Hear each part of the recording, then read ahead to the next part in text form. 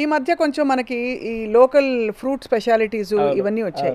మీరు iceberg menu decide చేసినప్పుడు ఏమేమి ఉండాలి చెప్పి ఫస్ట్ అసలు మీకు ఐస్ క్రీమ్ రెసిపీ తెలుసా, ఎలా తయారవుతుందో మీరే రీసెర్చ్ చేశారా, ఎలా జరిగింది అది? అంటే మీరు అడిగారు కాబట్టి చెప్తున్నా.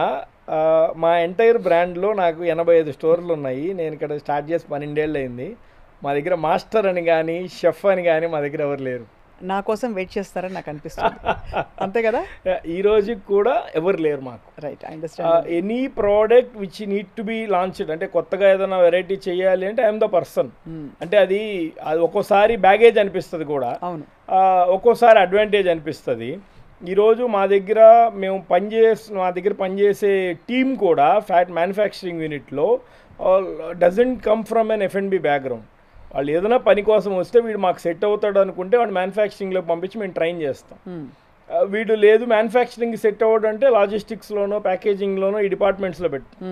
సో ఇట్స్ ఆల్ అబౌట్ మేము బిల్డ్ చేసాం. ద రీజన్ ఏంటి అంటే నేను మార్కెట్ నుంచి ఎవరినైనా ఒక షెఫ్ని తీసుకొని వస్తాను. ఫర్ ఎగ్జాంపుల్ మార్కెట్లో అన్ని బ్రాండ్స్ రన్ చేస్తున్న సోకాల్ ఫార్ములేషనే వాడు మాకు తీసుకొచ్చి ఇస్తాడు. దాంట్లో మార్పులు చేర్పులు చేస్తే వాడి దృష్టిలో ఏంటి, నేను రెగ్యులర్ పద్ధతిలో కాకుండా ఏదో డిఫరెంట్ చేస్తున్నానని.